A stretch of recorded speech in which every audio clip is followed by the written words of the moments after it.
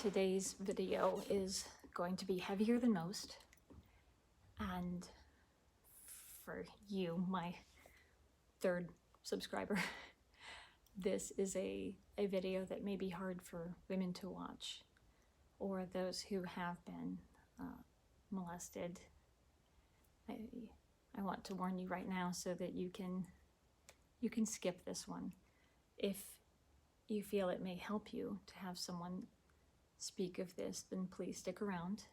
And I ask my male friends, please stick around. I have something to say to you specifically.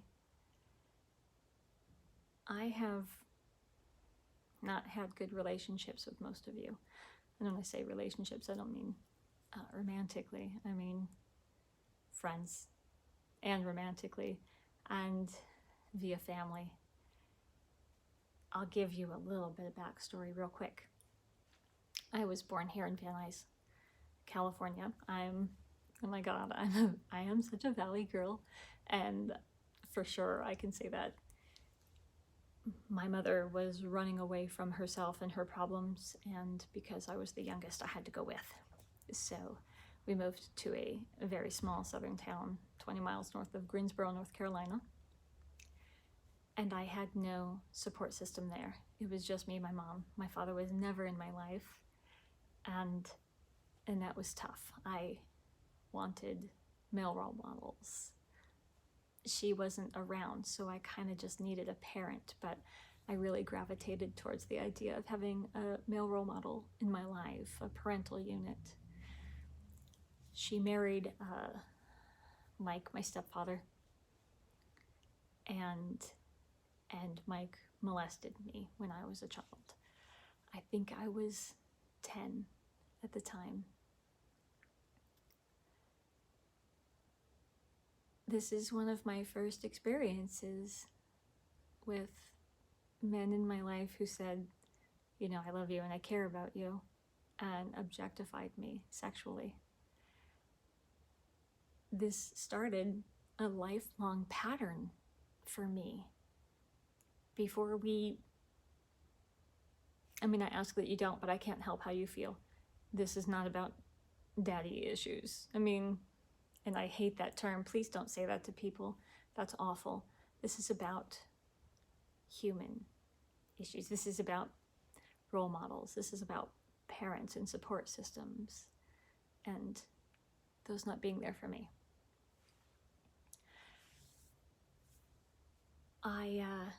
I felt like that's how men must treat people that they love, that they look at them through the filter of physical wants. My first boyfriend was extremely abusive. We moved back to California when I was 12, just in time for all of the teenage angst that anyone could possibly want, the middle school and teenage years. So boyfriend number one, extremely abusive, and I was abusive to him in many ways too.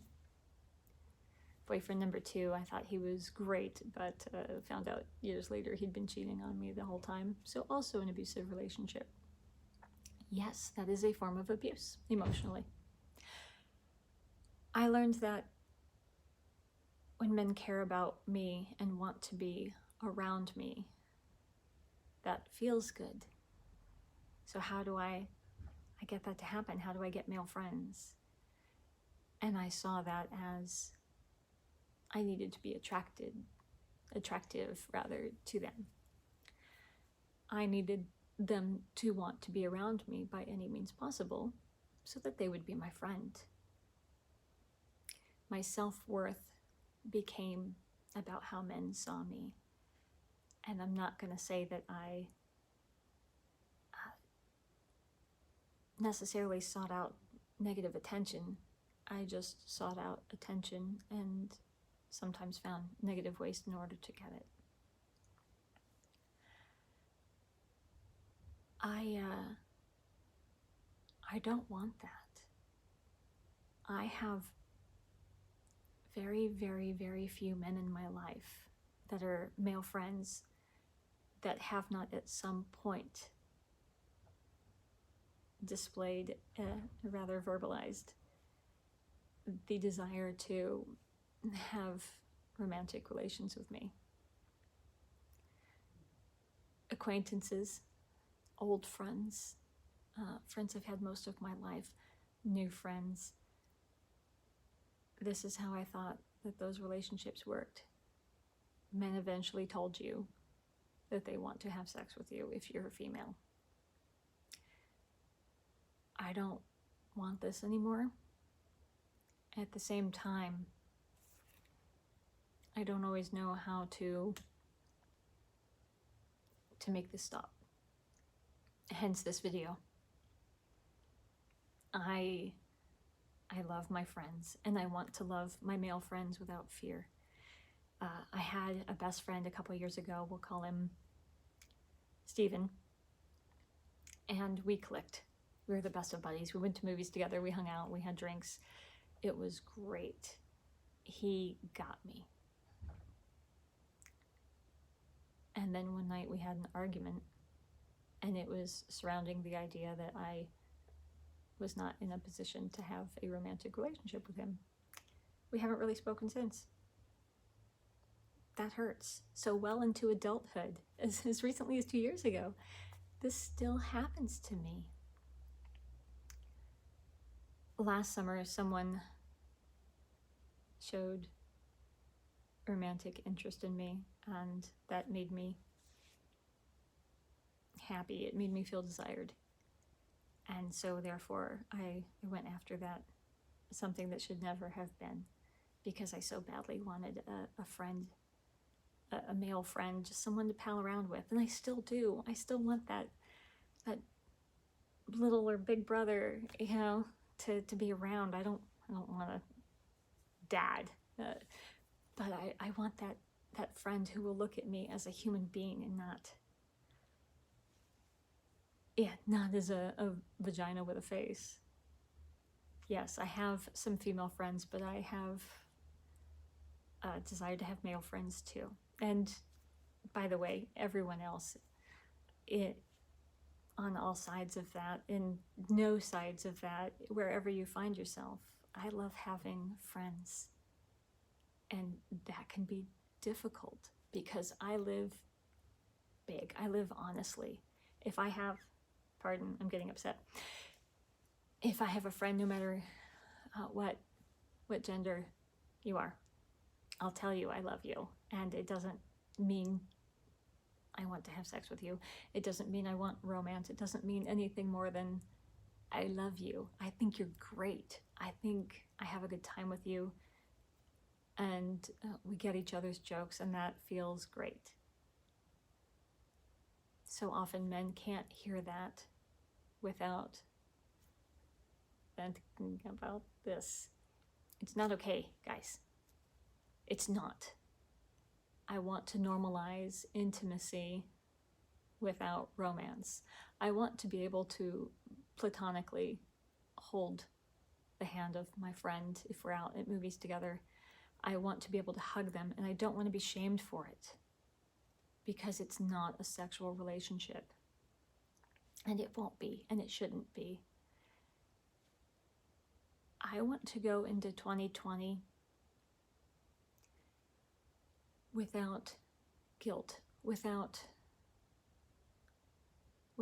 boundaries for myself and how I express to my friends how much I love them.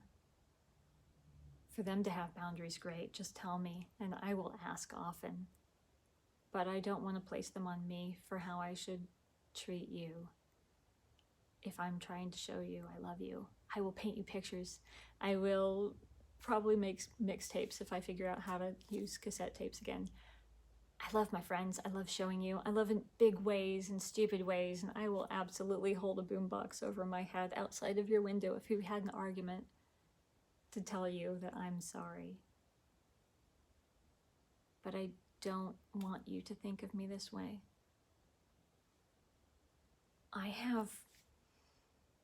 probably can't even count a dozen men in my life right now who I consider to be true friends, who haven't been inappropriate, And that's sad.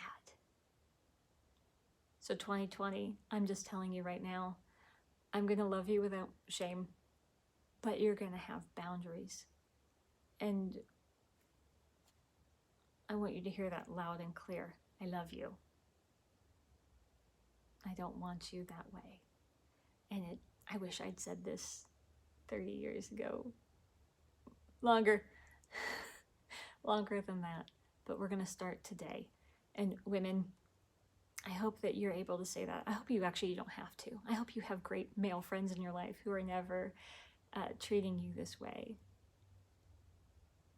That's it. It's not a great talk today, is it? It's more of a personal message to the men in my life.